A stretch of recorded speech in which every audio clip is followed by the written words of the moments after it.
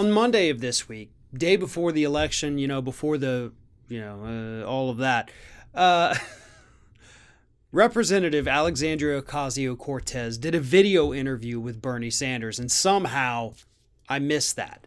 I think a lot of people actually did, but during that interview, going back and watching this, she said something that I could not agree more with. What she said was that progressives have won the generational moment. And this was Monday. She said, it doesn't matter what's going to happen Tuesday. That's not that it's irrelevant, but that progressives have already won. And there's several different meanings of that. The first one is the battle of ideas. Progressives have won that handily. When you look at the Republican Party, and I know I've said this at length, and I will continue to say that all the time, by the way. Republicans haven't had a new idea since 1980s when Reagan came in and they said, hey, we've invented something called trickle-down economics. Y'all should give it a try. Well, we're going to give it a try. We're going to do it. And it tanked the economy, and every time it's been tried, it tanked the economy. But that was the last new idea that they had, and it was a bad idea, but it was new. So since then, they've had nothing. The Democratic Party, on the other hand, has had a couple here and there, but it's the progressive wing of the party that really came out in full force, and this is what AOC was talking about. They're the ones who came out and said, healthcare for everybody, debt-free college, Green New Deal. What else we got? $15 minimum wage. They're the ones who came out with ideas that most people in this country support. And if it hadn't been for the massive disinformation campaign against the Green New Deal about it banning cows, that thing would have overwhelming universal support, because action on climate change and efforts to reduce emissions and switch to renewable energy, that has overwhelming bipartisan support. So the disinformation, which of course flows from the fossil fuel industry, that's what kind of tainted the Green New Deal a bit.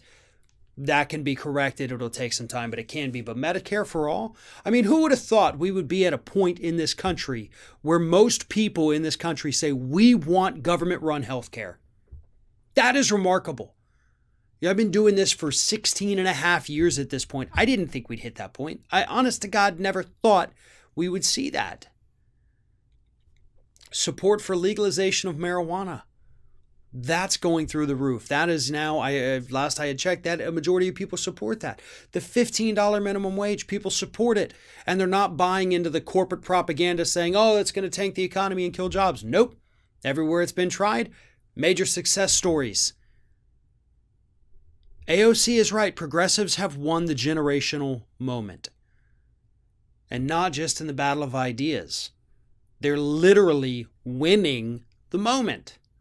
We are watching progressives every 2 years challenge incumbents, knock them out, win public office, bring a more progressive viewpoint into the House. The squad is no longer 4 people.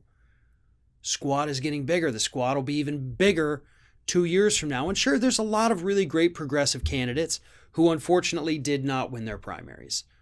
There's a lot of great progressives who unfortunately did not win their races. Even if they did, make it to the final ballot. That'll change. Look, it's never going to be 100% everybody that progressives put up, every leftist, every Democratic Socialist. They're not going to win every time. Nobody ever does. So we will take these victories and move forward with them. Because sometimes that's how change has to happen. There are certain issues where incrementalism simply will not work. We need big, bold structural change. The economy is one of them. Healthcare is one of them. The environment is another one. But in order to get those things, in order to have the numbers to be able to make those switches, we got to settle for every 2 years. For now, we get more progressives in there. We do what we can to patchwork those things until we can flip it to what it needs to be.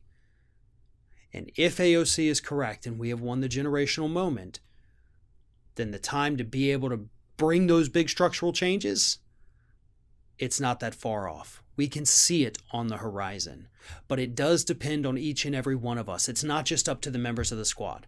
We can't just elect them and say, oh, okay, cool, great, y'all got it. No, we have to push. We have to be better. We have to want better, and we have to get the roadblocks out of the way for them.